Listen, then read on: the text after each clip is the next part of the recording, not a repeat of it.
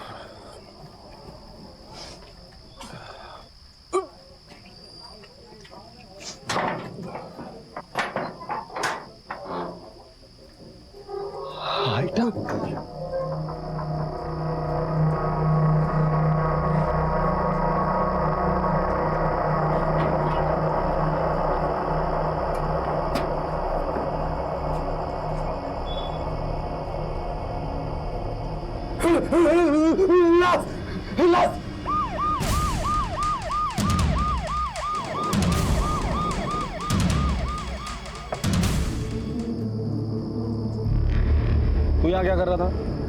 साहब मैं नागपुर से यवतमाल माल की डिलीवरी के लिए आया था। सोचा रात बहुत हो गई है, थोड़ा खा पी के आराम करता हूँ। जब टेम्पो में सोने के लिए आया साहब तो उधर लाश मिला मेरे को, तो मैंने आपको फ़ोन किया। कब की बात है ये? तकरीबन 2 घंटे हुआ होगा। 2 घंटे पहले मैंने पूरा टेम्पो का माल उठवाया। तब टेम्पो में लाश नहीं थी? नहीं साहब। क्या ऐसा तो नहीं कि तूने ही मार के डाला है उसे अंदर?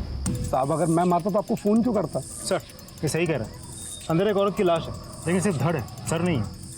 धड़ आया तो सिर भी यहीं आसपास होगा। सीमा आसपास का एरिया चेक करो। सर मुझे लगता है किसी चोट खाया आशिक के रिवेंज का मामला है। दोनों में किसी बात को लेकर झगड़ा हुआ होगा, लड़की को मार के फेंक के चला गया होगा। मधुकर इतने जल्दी नतीजे पर नहीं आते, देखते हैं।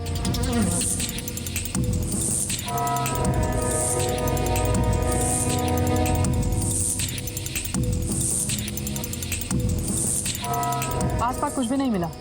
सर और धड़ अलग अलग फेंका है, इसका मतलब विक्टिम की पहचान ना हो इसलिए ये सब कुछ किया है। सीमा एक काम करो, फॉरेंसिक पे बुलाओ और बॉडी को पोस्टमार्टम के लिए भेज दो। सर और मधुकर इसे लेकर पुलिस स्टेशन आ जाना। सर चलो हमारे साथ आ जाओ।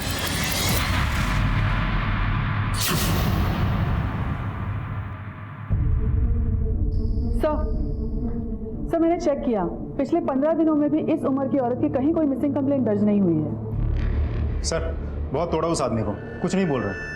मुझे तो लगता है वो सच बता रहा है। आखिर ये औरत है कौन? एक काम करो, फॉरेंसिक टीम को बोल देना अगर उस बॉडी पर कोई भी बर्थ मार्क मिलता है या कोई ऐसे निशान मिल सकते हैं जिससे हम उसे आइडेंटिफाई कर सकते हैं तो फौरन हमें इन्फॉर्म करें। सर मेघदूतवाड़ी पुलिस को टेम्पो में सरकटी एक लाश मिली। पहला शक पुलिस ने टेम्पो ड्राइवर पर जताया, पर कोई नतीजा नहीं निकला। सबसे बड़ी मुश्किल थी औरत की पहचान होना, जिसका पुलिस को कहीं कोई सुराग नहीं मिल रहा था। और जब तक पहचान नहीं होती तमाम कोशिशें अंधेरे में तीर चलाने जैसी थीं। आखिर कौन थी ये औरत? क्यों किसी ने इतनी बेरहमी से इसका कत्ल किया होगा? और क्या इसका कोई भी परिचित नहीं था जो इसकी गुमशुदगी को लेकर परेशान हो, इसकी तलाश कर रहा हो? काव्या,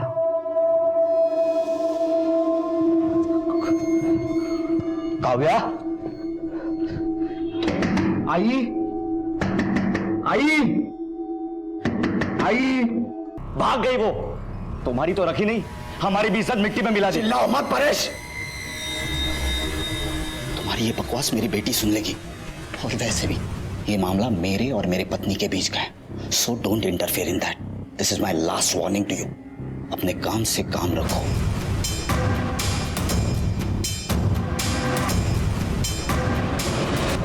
चलो बेटा चलो, देरी हो जाएगी स्कूल के लिए।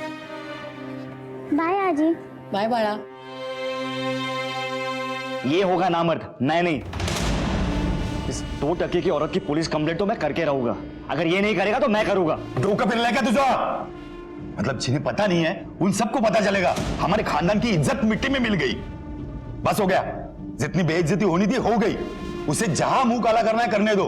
अब हमारा उससे कोई रिश्ता नहीं है। अहो काय बोलताय तुम्ही? कल्पना के साथ 10 साल से एक ही छत के नीचे रह रहे हम लोग। अगर उसका कुछ चक्कर रहता तो हमें मालूम तो पड़ता। तुम अब तक उसका नाम जप रही हो। या घरामध्ये तिचं नाव कोणीही घेणार नाही। अहो वो हमारे लिए मर चुकी है। कोई पूछे तो बोल देना उसकी ट्रांसफर हो गई, यहां से चली गई हो, समझे? पोस्टमार्टम रिपोर्ट के हिसाब से इस औरत की उम्र 28 से 30 साल की है, 2 महीने की प्रेग्नेंट थी और ये मर्डर रात को 10 बजे से लेकर 11 बजे के बीच हुआ है। पहले गले पर धारदार हथियार से वार किया गया है, फिर सर को धड़ से अलग किया गया है। इसका मतलब विक्टिम की पहचान ना हो इसलिए सर और धड़ अलग करके अलग अलग जगह पर फेंक दिया गया है। सर उसके पैरों की उंगलियों से हमें ये जोड़ भी मिली है। ऐसी जोड़ भी तो अक्सर शादीशुदा औरतें पहनती हैं। इसका मतलब ये औरत शादीशुदा थी, 2 महीने की प्रेग्नेंट भी थी, तो हो सकता है कि ये एक्स्ट्रा मैरिटल अफेयर का मामला जिसके चलते ये मर्डर हुआ हो।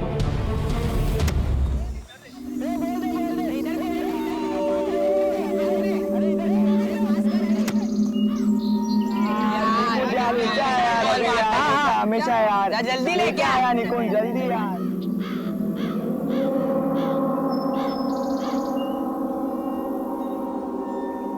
अरे जल्दी लाना यार। रुक जा, लेके आ रहा हूँ।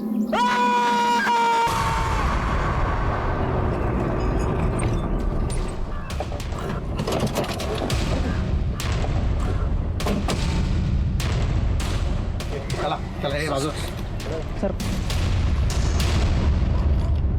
शादीशुदा औरत है, मांग में सिंदूर है और उम्र 28-30 से ज्यादा की नहीं होगी। ये खून सूखा हुआ है और चेहरा भी फूला हुआ है। इसका मतलब खून 2-3 दिन पहले ही हुआ है। नाइक एक काम करो, आसपास चेक करो, शायद कत्ल का हथियार या कोई सुराग या फिर बॉडी का बाकी का हिस्सा यही कहीं हो। जी मैडम। तुम लोग हमेशा यही आते खेलने? नहीं मैम, हम लोग हर रोज नहीं आते, सिर्फ छुट्टी के दिन आते हैं। लास्ट संडे आए तो उसके बाद आ जाए। मैडम यहाँ आसपास कुछ भी नहीं मिला। नाइक एक काम करो जी, सर को फॉरेंसिक लैब भेजो, बाकी इंफॉर्मेशन मैं अपलोड करती हूँ, शायद कहीं कोई मैच मिल जाए। मेघदूतवाड़ी पुलिस अब भी उस औरत की पहचान में जुटी थी और इधर वडगांव में पुलिस को एक कटा हुआ सिर मिला। दोनों में एक बात समान थी कि मरने वाली औरत शादीशुदा थी, पर कौन थी, कहां की थी और उसे क्यों मारा गया था, ये सवाल अब भी जस के तस खड़े हुए थे। एक तरफ एक परिवार था जो भावनात्मक और सामाजिक हलचल से डरा हुआ, सहमा और परेशान था, और दूसरी तरफ पुलिस औरत की पहचान में जुटी थी और अब शायद उसे छोटी ही सही पर एक कामयाबी हाथ लगने वाली थी जो उस केस को आगे बढ़ाने में दिशा देने वाली थी। सर, वडगांव पुलिस को एक औरत का सिर मिला है, उसकी डिटेल्स उन्होंने साइट पे अपलोड की है, उसकी print out. Wadgaon police station में तो नम्रता चौहान है ना सर? मैं जानता हूँ उसको।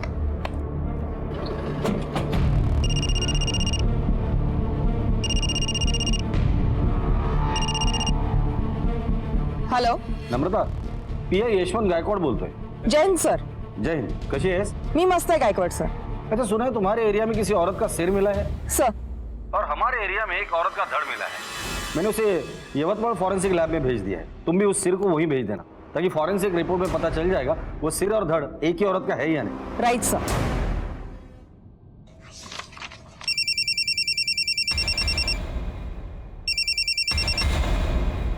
हाँ आई क्या?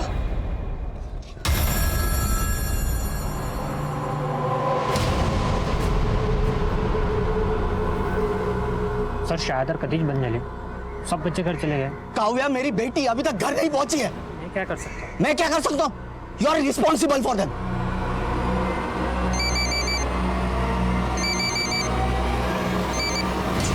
हाँ बेटा, हाँ बाबा, मैं स्कूल आया हूँ, वॉचमैन बता रहा है सब बच्चे चले गए, कोई नहीं है यहाँ पे।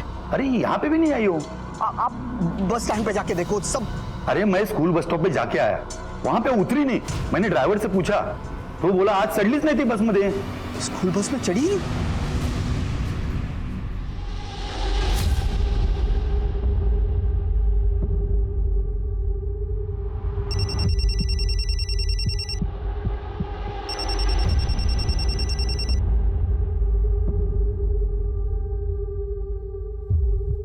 हाँ बोलो प्रतिभा। अरे ऐसी क्या बात कर रही है यार, I was just doing yoga. कोई तो आया है, सुन मैं बाद में कॉल करती हूँ, ठीक है? अरे खोल रही हूँ दरवाजा।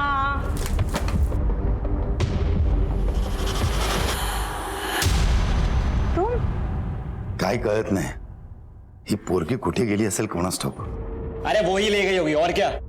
आई स्कूल में चेक किया, उसके फ्रेंड्स के पास फोन किया, किसी को मालूम नहीं काव्या कहाँ गई। सिर्फ 8 साल की है हमारी काव्या, अशी एकटी कशी जाईल कुठे? हो ना, हेच कळत नाहीये. कोणालाही न सांगता निघून गेली आहे पोरगी. तिच्या आजीकडे पाहिलंस? आजी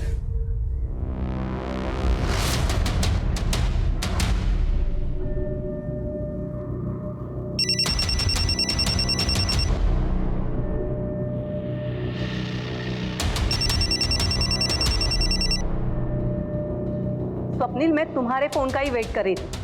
परेशान हो ना अपनी बेटी काव्या के लिए? वो मेरे पास है. वो स्कूल से सीधा मेरे पास आई थी. उसके नानी के पास है. थैंक गॉड, मैं तो डर गया था. स्वप्निल, डरी हुई तो मैं हूं अपनी बेटी कल्पना के लिए. तुम्हारी बेटी तो मेरे पास सुरक्षित है, लेकिन मेरी बेटी कहाँ है जिसका 2 दिन से कोई अता पता नहीं है? देखो, काव्या ने मुझे सब कुछ बता दिया है. स्वप्निल, सच सच बताओ, मेरी बेटी कल्पना कहाँ है? देखो वरना.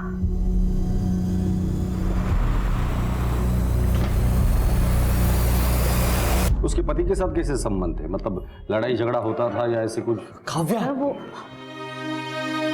ठीक तो है और ऐसे बिना बताए किसी को जाते हैं? मैं डर गया था. आपको नानी के पास जाना था तो बताना चाहिए था. एक मिनट.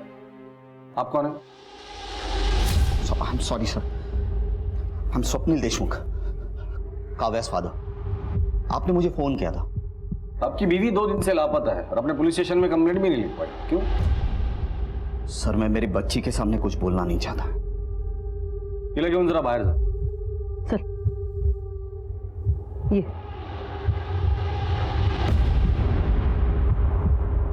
बैठिए.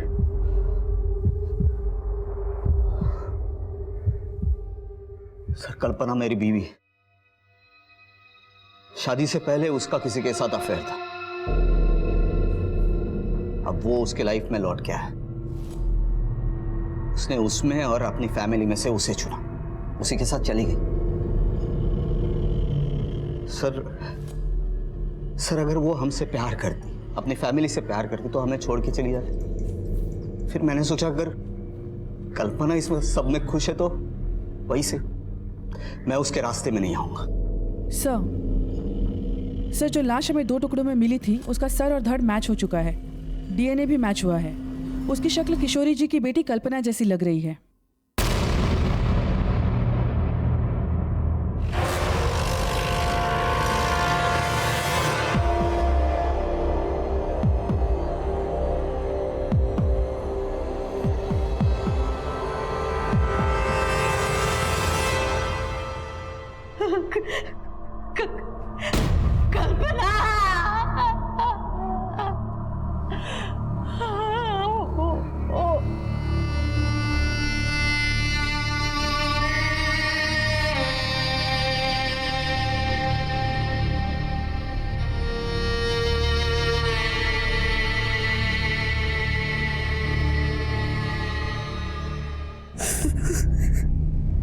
सर, उन दोनों में से किसी ने एक ने मेरी कल्पना को मारा है.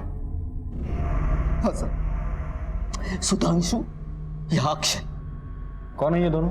सुधांशु शादी से पहले कल्पना का प्यार, वो उसके लाइफ में लौट के आया था. उसके ही ऑफिस में बॉस बनकर उसके साथ जाना चाहती थी कल्पना. तो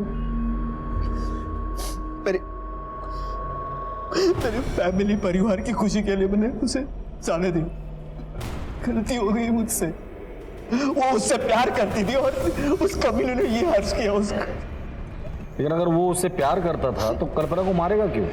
सर मेरी कल्पना बोली थी, सब पर विश्वास करती थी. ये अक्षय इसी भोलेपन का फायदा उठाता था. मेरी कल्पना की तरफ गंदी नजरों से देखता था. मैंने देखा हुआ. तो तुम्हारा कहने का मतलब है कि कल्पना अपनी मर्जी से सुधांशु के साथ तुम्हारा घर छोड़कर गई थी? हाँ सर, इसलिए तो मैंने पुलिस कंप्लेंट नहीं की. सीमा, कल्पना के ऑफिस का एड्रेस ले लो, उसके मोबाइल के कॉल रिकॉर्ड्स निकालो और मोबाइल का आखिरी लोकेशन क्या था वो भी पता करो.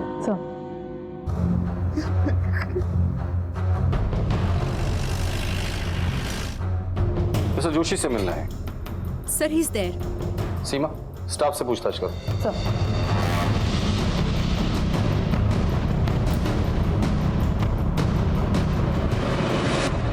मिस्टर जोशी, आपसे कुछ बात करनी थी। एक्सक्यूज अस। आइए सर, बैठिए। कल्पना देशमुख को कितने अच्छे से जानते हो तुम? सर वो इसी ऑफिस में काम करती थी। बस, और कुछ नहीं? मिस्टर जोशी, जो कुछ भी है सच सच बताओ। अगर हमने हमारी तरीके से गुलवाया ना तो बहुत भारी पड़ेगा। सर हम एक दूसरे को पहले से भी जानते थे, हम शादी करने वाले थे, लेकिन एक दिन।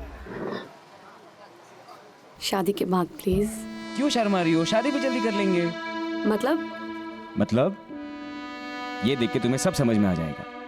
क्या है ये? Look at it. देखो देखो, अपॉइंटमेंट लेटर। लेकिन ये तो दुबई का है। हाँ तो अच्छा है ना, 3-4 साल का कॉन्ट्रैक्ट है, हम शादी कर लेते हैं। 4 साल बाद दुबई में जाके मैं दिनार में दबा के कमाऊंगा, वापस आ जाऊंगा और तुम घर संभालना और मैं रोकड़ा कमाऊंगा। लाइफ सेट हो जाएगी। वाह, तुम्हारा करियर, तुम्हारा काम, तुम्हारी शादी, सब डिसाइड कर लिया ना तुमने। मेरा क्या? What about me? मेरा करियर, मेरी लाइफ, इसकी कोई इंपॉर्टेंस नहीं है तुम्हारी लाइफ में। मैं यहाँ बैठ के बच्चों को पालती रहूं घर में। ओके, अगर ये सेम ऑफर मुझे मिला होता तो क्या तुम जाते मेरे साथ? नहीं, क्योंकि तुम सिर्फ अपने बारे में सोचते हो। देखो प्लीज कल्पना, तमाशा मत क्रिएट करो। तमाशा तुम बना रहे हो मेरा, मैं नहीं। अब भाड़ में जाओ तुम, तुम्हारा जॉब और तुम्हारी शादी। मेरे लिए ये रिश्ता अभी इसी वक्त खत्म होता है, समझे? कल्पना, मेरे दुबई जाने से पहले मुझे पता चला कि उसने शादी करने का फैसला कर लिया था। फिर मैं दुबई चला गया और वापस आने के बाद इत्तेफाक से इसी कंपनी में उसका बॉस बन के अपॉइंट हुआ। Good morning sir. Good morning. Sudhanshu? Kalpana तुम? मैं यही काम करती हूँ। मुझे समझ में नहीं आ रहा कि मैं कैसे रिएक्ट करूं।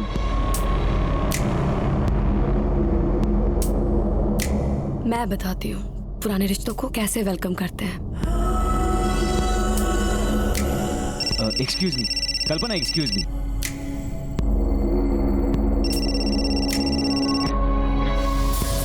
अवॉइड करने की आदत डाल लो।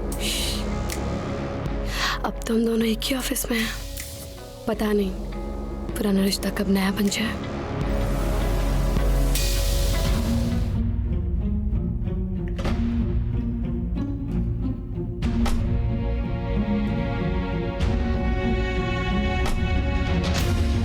सर वो ऐसे बिहेव कर रही थी जैसे कि हमारे बीच 10 साल का गैप हुआ ही नहीं।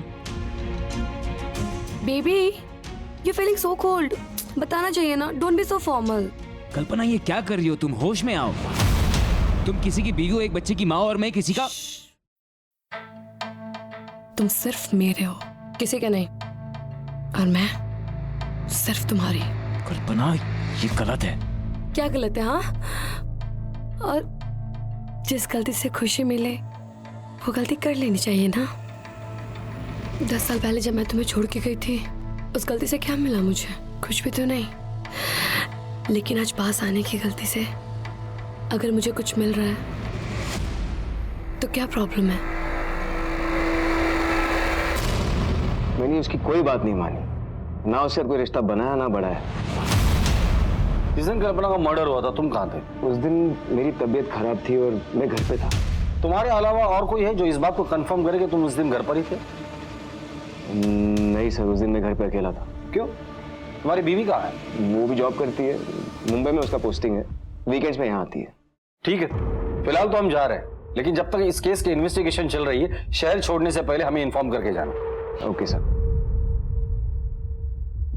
सर, हमें मिली इन्फॉर्मेशन के मुताबिक कल्पना के सेल की लास्ट लोकेशन यहीं की थी।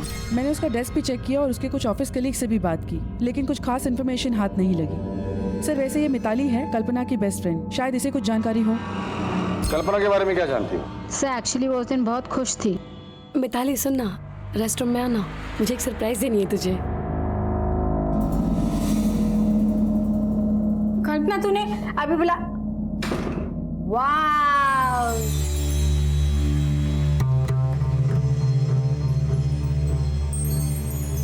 Somebody is looking sexy। किधर जा रही है इतना हॉट बन के? डेट पे। डेट पे जा रही है, पर किसके साथ? क्या सीक्रेट है? मैं बाद में बताती हूँ सब चीज तुझे। वाह मेरा, सही है, एंजॉय करो। ये अपने पास रख, मैं कल आके ले लूंगी, ठीक है? वो तो ठीक है, कल्पना बात तो सुन। ठीक है, अगर जरूरत पड़ेगी तो दोबारा कांटेक्ट करेंगे। Okay sir. Kalpana western dress पहनकर किसी से मिलने गई थी और उसकी डेड बॉडी हमें उसी ड्रेस में मिली थी। सर यहाँ हमारे लिए दो बातें जाननी बहुत ज़रूरी है। पहली बात, अगर कल्पना साड़ी पहन के ऑफिस आई थी तो वेस्टर्न ड्रेस पहन के किससे मिलने गई?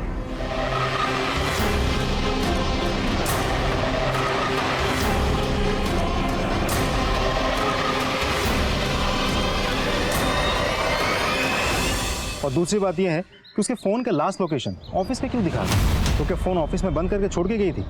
अगर गई थी तो क्यों? यही तो पता लगा ना। मुझे तो ये बहुत बड़ी साजिश लगती है। कुछ तो है जो हमसे छूट रहा है। कल्पना किस बॉयफ्रेंड से मिलने गई थी? चलो अक्षय से जाकर मिलते हैं। आज शाम की चाय उसी के घर पीते हैं। अक्षय मेरी बात तो सुन। मम्मी मुझे जाना है। अक्षय कैसी बात कर रहा है? लेकिन बता तो सही, कहाँ जा रहा है तू? मम्मी मुझसे यहाँ पर पढ़ाई नहीं हो रही है, मम्मी गाँव वाला चालू है। गाँव पे जाएगा? पागल हो गए हैं क्या? अब टेंशन मत लो। जाना है, छोड़। आप लोग यहाँ? अक्षय से कुछ बात करनी है। तू कल्पना के पास ट्यूशन के लिए जाता था ना? हाँ सर, वो कुछ सब्जेक्ट्स में मैं थोड़ा सा वीक था तो मम्मी ने कल्पना भाभी से बात की थी। मुझे समझ नहीं आ रहा है कि आप लोग अक्षय से क्या जानना चाहते हो? लेकिन अक्षय समझ गया कि हम यहाँ क्यों आए और किस लिए आए हैं। कल्पना का मर्डर हो गया है और हमें पता चला कि अक्षय उसे गंदी नजर से देखता था। नहीं सर, ऐसा नहीं है सर, वो तो मेरी भाभी थी, इज्जत करता था मैं उनकी। देख बेटा, तो जो कुछ भी जानता है ना हमें सच सच बता दे, क्योंकि इसके बाद जो ट्यूशन हम तुझे पढ़ाएंगे ना तो तू पढ़ नहीं पाएगा। समझ गया? सर मैं एक दिन बहुत डर गया था। वो स्वप्निल भैया के साथ कहीं बाहर जा रही थी और हाँ हाँ बस मैं निकल रही हूँ। अच्छा ठीक है, तो वेट कर लो थोड़ा। ओके, एक सेकेंड होल्ड करना। अक्षय, मेरे सैंडल के थोड़ा स्टेप बांधो ना please.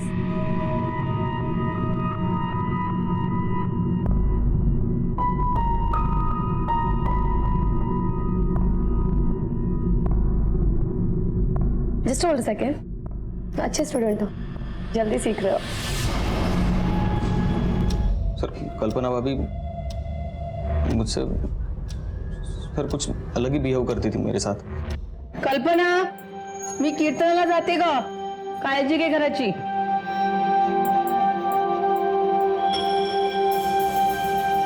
Akshay, Akshay ji ma'am. 1 minute अंदर आना। हाँ आया।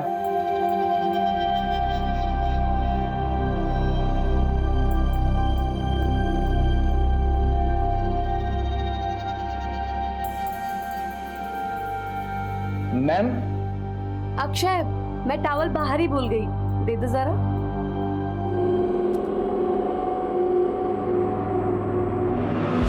मैम ये टॉवल लीजिए। तुम्हें नहीं नहाना है क्या? चलो। मधुकर, गाड़ी में बिठाओ इसे। चलो। अरे आप ऐसे कैसे ले जा सकते अक्षय को? वो अभी माइनर है, मुझे अपने लॉयर से बात करनी होगी। मैडम, भगवान से दुआ कीजिए कि आपके इस माइनर बेटे ने कोई मेजर कांड न किया हो, वरना एक नहीं 10 बार इसे लेकर जाएंगे। सर अगर अक्षय सच बोल रहा है तो कल्पना का कैरेक्टर वाकई सही नहीं था और हो सकता है इसी वजह से उसका खून हुआ हो। इसका उल्टा भी तो हो सकता है। एक काम करो, कल्पना का सोशल मीडिया अकाउंट और कॉल रिकॉर्ड चेक करो। अगर ये अक्षय सच बोल रहा है और कल्पना के वाकई में कहीं आशिक है तो हमें वो वहां मिलेंगे। सब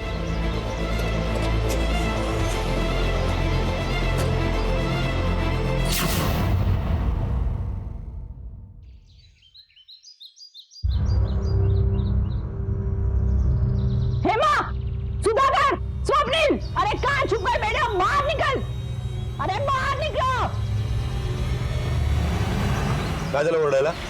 हो, शर्म नहीं आई मेरे बेटे को बदनाम करके? अरे तुम्हारी बहू आवारा और बच्चलन थी, उसमें मेरे बेटे का क्या कसूर? और एक बात कान खोलकर सुन लो, अगर दोबारा तूने इस बदनामी में मेरे बेटे को खींचने की कोशिश की तो पूरे शहर में तेरी बहू की पोल खोल के रख दूंगी। कल्पना के बारे में अभी तक जो कुछ भी हमें पता चला। मला तुम्हाला काहीतरी विचारायचं। आप मेरे बहू को एक बैठिए आप। बोला। सर आप मेरी बहू को न्याय दिलाने की कोशिश कर रहे हैं या उसे बदनाम करने की? अब कहना क्या चाहती है? सर अक्षय और कल्पना के बॉस ने आपसे जो कुछ भी कहा उसकी सच्चाई जानने की आपने कोशिश ही नहीं की। वो साफ बच गए, उल्टा मेरी मरी हुई बहू बदनाम हो रही है। सर देखिए, मैं आपकी तकलीफ समझ सकता हूँ, लेकिन हमारी किसी के साथ कोई पर्सनल दुश्मनी तो है नहीं। कल्पना का मर्डर हुआ है, हम भी उसके कातिल को ही ढूंढ रहे हैं। इसके लिए कल्पना के जीवन में जो कुछ भी चल रहा था वो जानना हमारे लिए बहुत जरूरी है। हम सिर्फ सच ढूंढ रहे हैं। हाँ तो सर सच यही है कि वो झूठ बोल रहा है। अभी तो यकीन के साथ कैसे कह सकती है? क्योंकि सर मैं सच जानती हूँ। हेलो सुधांशु, किस टाइप के घटिया इंसान हो तुम? हाँ, तुमने मेरे फोन पे फोन किया, मैंने नहीं उठाया तो तुम लैंडलाइन पे फोन कर रहे हो। कितने बेशरम हो तुम। लिसन, मैं लास्ट टाइम वार्न कर रही तुम्हें, अगर तुमने मुझे दोबारा परेशान किया या फोन किया ना तो मैं तुम्हारे खिलाफ एक्शन लूंगी, समझे?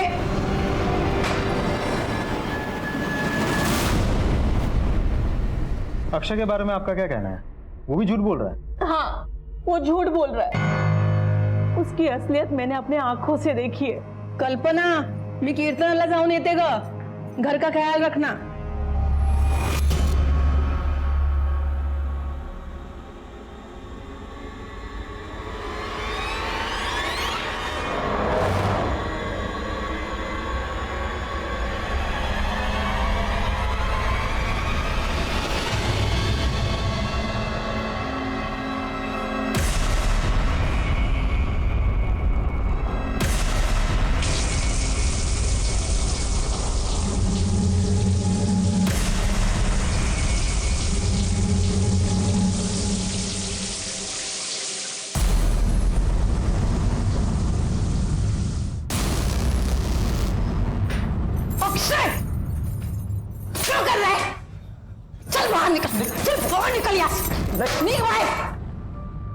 सर माझी तुम्हाला एक विनंती है, अगर आप मेरी बहू को न्याय नहीं दिलवा सकते ना,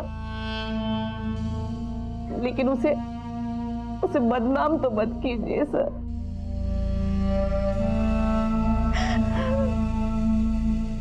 सीमा, अजीब असमंजस की स्थिति पैदा हो गई थी। कल्पना की सास हेमा बहू के चरित्र पर रत्ती भर भी शक नहीं कर रही थी। आखिर कल्पना के साथ हुआ क्या था? वो किससे मिलने गई थी जब उसका कत्ल हुआ? इन सारे सवालों के जवाब तलब करने थे। पुलिस के लिए एक बार फिर से शुरुआत करने की स्थिति पैदा हो गई थी। ये सुधांशु और अक्षय, इनसे दोबारा पूछताछ करनी होगी हमारी तरीके से। उठाकर लेकर आओ इन दोनों को। सर इतने साल बाद वो मेरे सामने आई तो मैं अपने आप को रोक नहीं पाया। कल्पना, आओ चलो तुम्हें घर छोड़ दूं। नहीं मैं चल। अरे चलो ना। मैंने कहा ना सुधांशु, मैं चली जाऊंगी।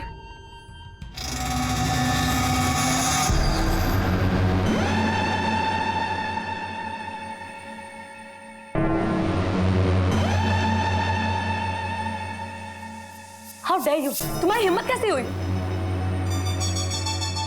मैं चाहता था कि वो वापस मेरे पास आ जाए। सच कह रहा हूं सर, मेरा उसके खून से कोई लेना देना नहीं है। घबराओ नहीं अक्षय, जो भी जानते हो सच सच बता दो सर को। सर मुझे कल्पना भाभी बहुत अच्छी लगती थी।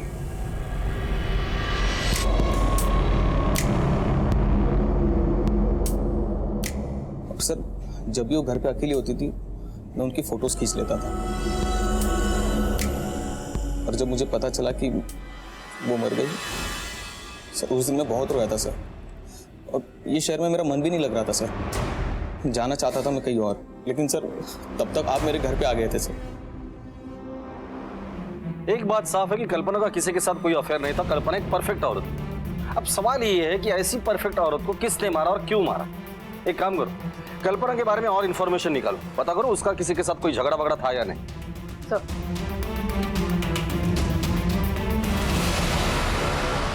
नाही, तिचं कोणाशी भांडण तर नव्हतं, लेकिन बहुत दिनों से कुछ परेशान सी थी, बहुत गुस्से में थी। हेलो आई, ये सुधांशु, मतलब पूरी दुनिया छोड़ के इसको मेरी कंपनी मिली थी। मिस्टर दुबे रिटर्न को और कोई दूसरी कंपनी नहीं मिली। आई कुछ समझ में नहीं आ रहा। मेरे पास सिर्फ दो ही रास्ते बचे आई, या तो मैं स्वप्निल को इसके बारे में सब कुछ बता दूं, या तो फिर ये कंपनी ही छोड़ दूं। स्वप्निल को ये सब बात बताने की सपने में भी मत सोचना।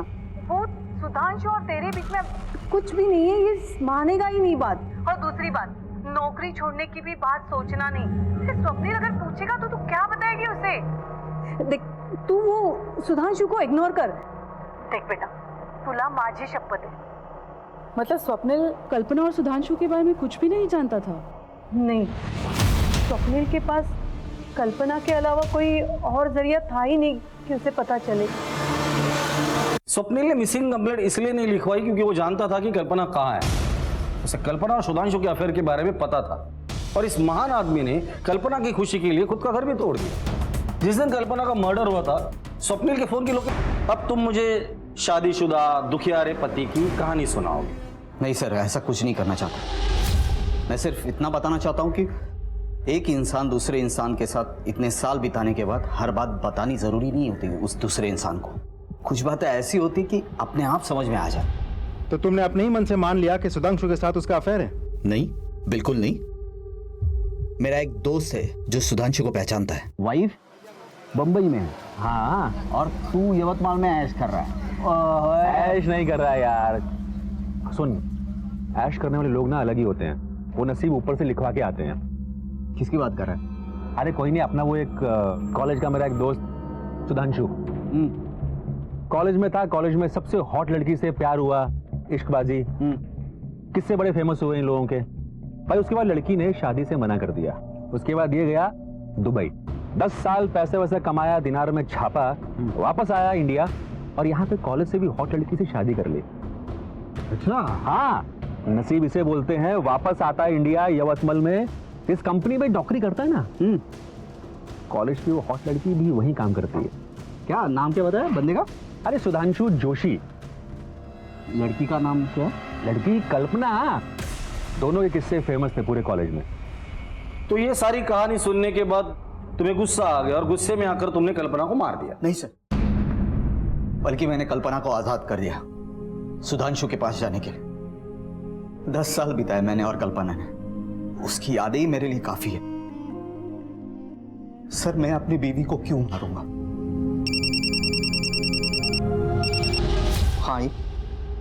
हाई मैं पुलिस स्टेशन। हाँ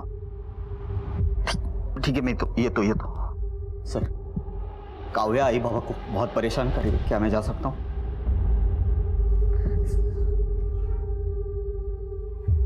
ये जितना सीधा दिखता है उतना है नहीं।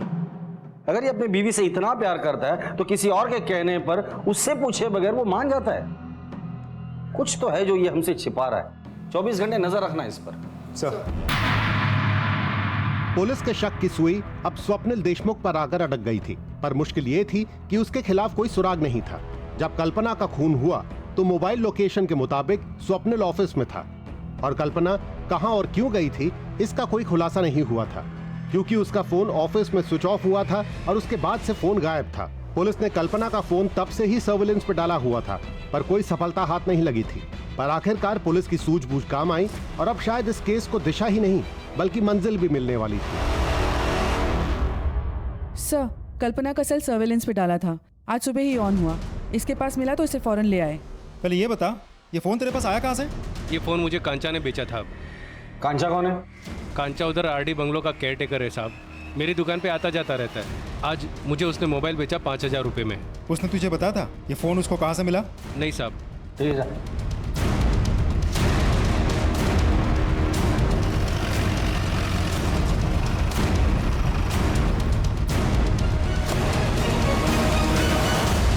सुनो। जी साहब जी, क्या हुआ? ये मोबाइल तुमने बेचा था गिरीश को? जी साहब जी, मैंने बेचा था। कहाँ मिला था तुम्हें ये? साहब जी, हमारा मालिक ये बंगलो रेंट पर देते, पार्टी शार्टी चलते रहता है। लड़का लड़की आते उनको भी भाड़ा पर देते। एक साहब जी, मेम साहब जी आए थे। वो लोग जाने के बाद मैं साफ सफाई कर रहा था तो सोफा को नीचे मोबाइल मिला। मैं सोचा जिसको है उसको लौटा दूँ। ऑन करना कोशिश की, ऑन हुआ ही नहीं। फिर मैं गिरीश के पास चले गया और गिरीश बोले कि 5000 मिलेगा। मैं थोड़ा लालच मांगा था साहब जी। यही औरत थी? जी यही मैम साहब जी। ये आया था? नहीं साहब। ये आया था? नहीं, इसके साथ भी नहीं आई थी। हाँ साहब जी, इसके साथ आई थी मैं।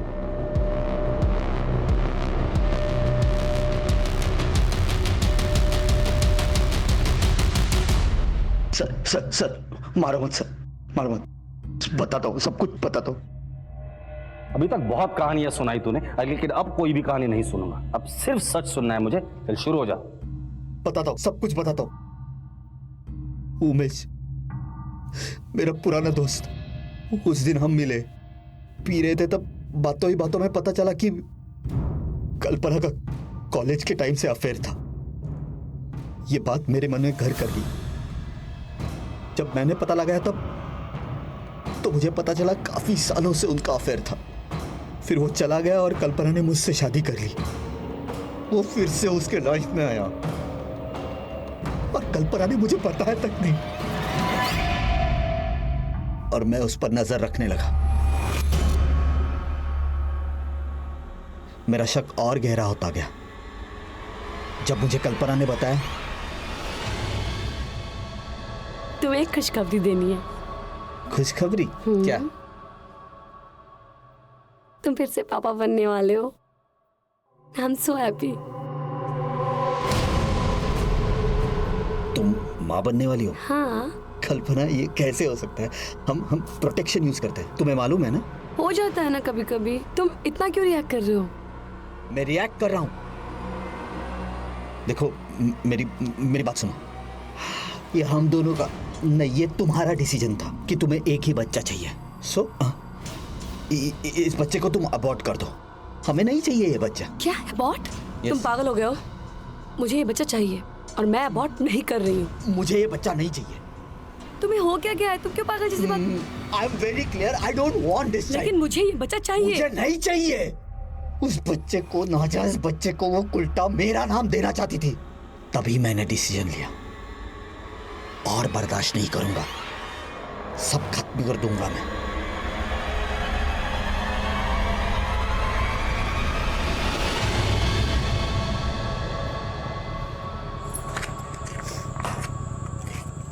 मुझे माफ कर दो, मैंने तुम्हारे साथ बहुत बदतमीजी से बात की।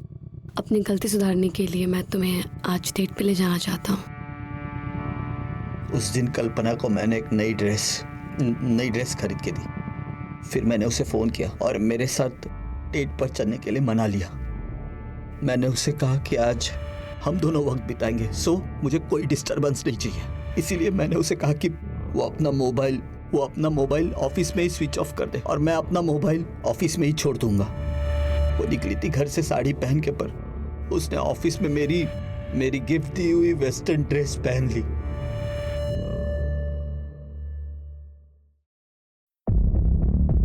उसे एक बार मैं सरप्राइज देना चाहता था सर, लास्ट सरप्राइज, और हमेशा के लिए खुद को और कल्पना को इस घुटन से आजाद कर देना चाहता था।